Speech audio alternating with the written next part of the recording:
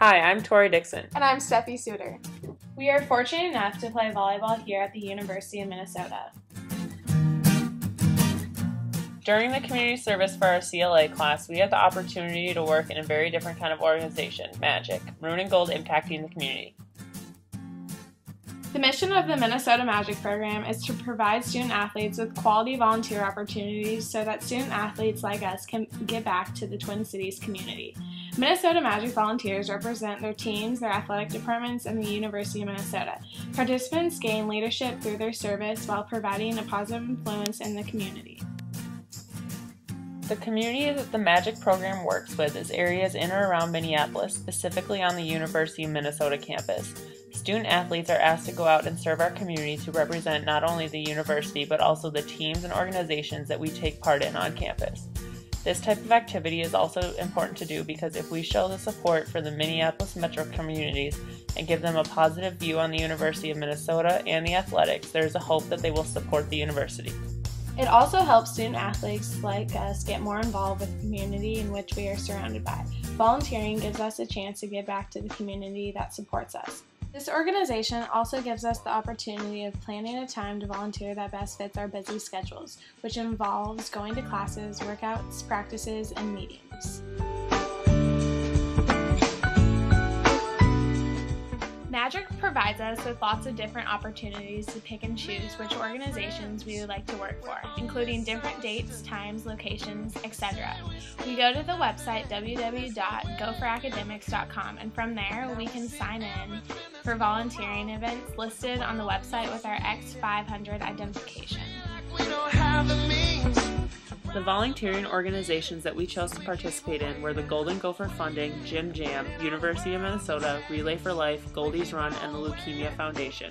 All of these options that we chose to do were all located on the University of Minnesota campus, and all except for the Relay for Life benefited or was in support of University of Minnesota Gopher Athletics. The first event that we worked was one that benefited the Golden Gopher Funding. We called and thanked people for their donations or continuous support of the Golden Gopher Athletics.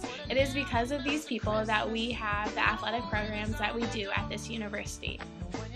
Without them, there would be no athletics, which also impacts the surrounding community. Without these generous supporters, it would mean that there is no homecoming week, spring jam, or other events including the Pink Games for women's sports, which benefits breast cancer, or any athletic program that supports an organization on any given day.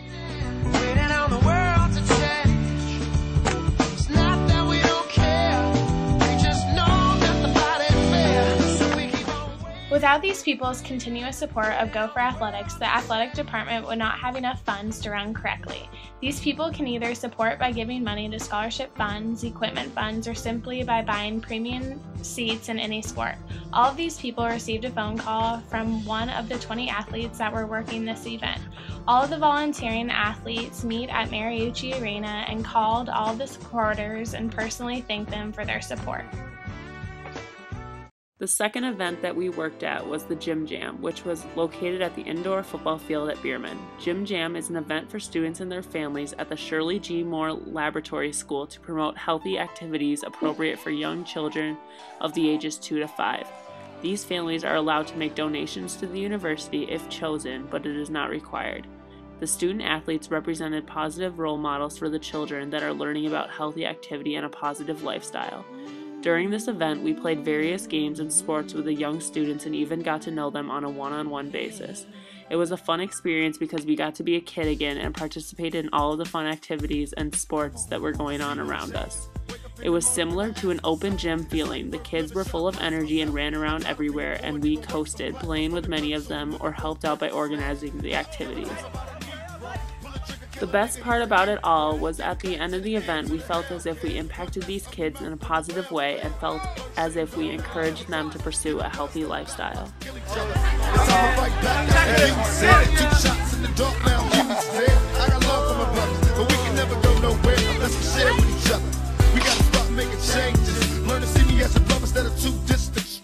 We also work for the University of Minnesota Foundation, which was a less than rewarding opportunity for us.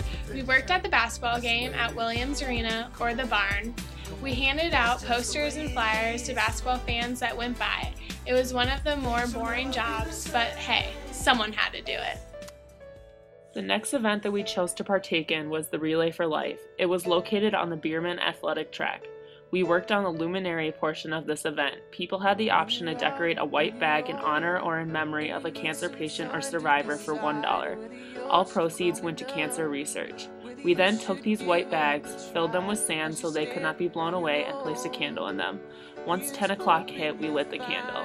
The whole field was lit up and filled with these white bags. After the luminary ceremony, it became very low-key and chill because the main event was over. We walked around the field in remembrance of those people that lost their lives to cancer, celebrated those who survived it, and fought back against it while making new friends along our walk around the track until about 6 a.m., where we then departed the Relay for Life field. It's a good day. It's a good day to be alive. From there, we went straight to the event Goldie's Run. Goldie's Run is a 5K run for anyone who wants to run around the University of Minnesota campus. We worked at the TCF Bank Stadium doing registration, playing with kids at the kids section, and handing out refreshments to runners after they completed their run that I could never do. All proceeds went to and supported the St. Jude Medical Hospital that benefited heart research. You can't tell me that I'm wrong, just as long as I survive. The last and final organization so far this year that we worked for was the Leukemia Foundation. The Leukemia Foundation teamed up with Gopher Athletics program, and together we are fighting for a cure. One of the football players at the university, Connor Cosgrove, was diagnosed with leukemia last season and is currently getting chemotherapy treatment to treat his cancer. We think we have it tough with, we're in our 11th practice. Guys, they think their life is getting so hard. Moment of truth, let's go! Then you look at people like Connor, who is fighting for his life right now. Midway through the season, maybe a little earlier last year, Connor wasn't feeling good and he went in for some tests and found out he had leukemia, and it was a tough blow for the team.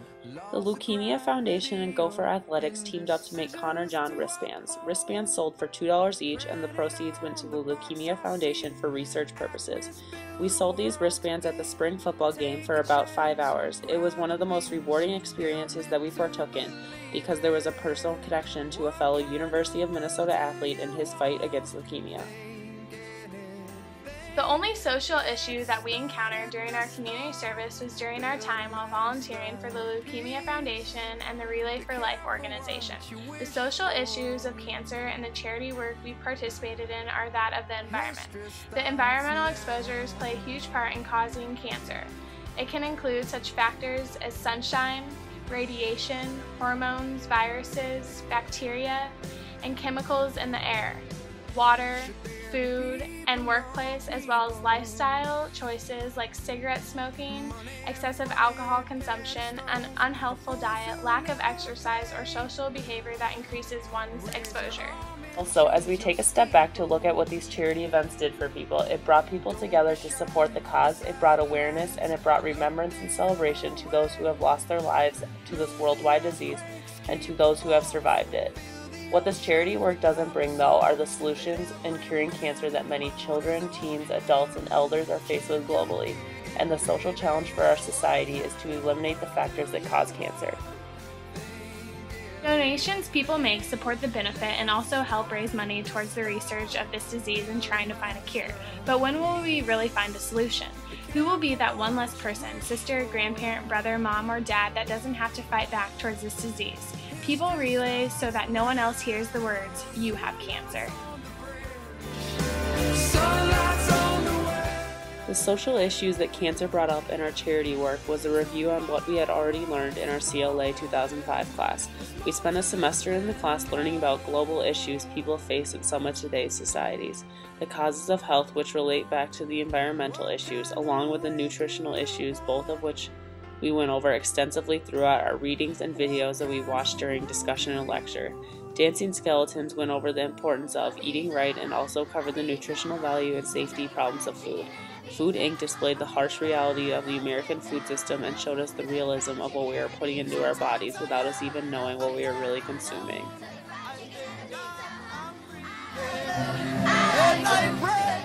The big lesson we took away from these two sources was that of knowing that what we put into our bodies has a huge impact on our lives, without us even knowing. It can affect the larger scheme of things, like cancer. We also learned that the environment has a huge effect on the social issues of cancer. The question we all want answered is, what factors contribute to cancer? It's just that of everyday life. Cell phones, the water we drink, the air we breathe, the food we consume, the light in which we intake, etc. We are surrounded by these causes of cancer. Now I ask you, what can we do in our everyday life that makes you or me less prone to getting cancer?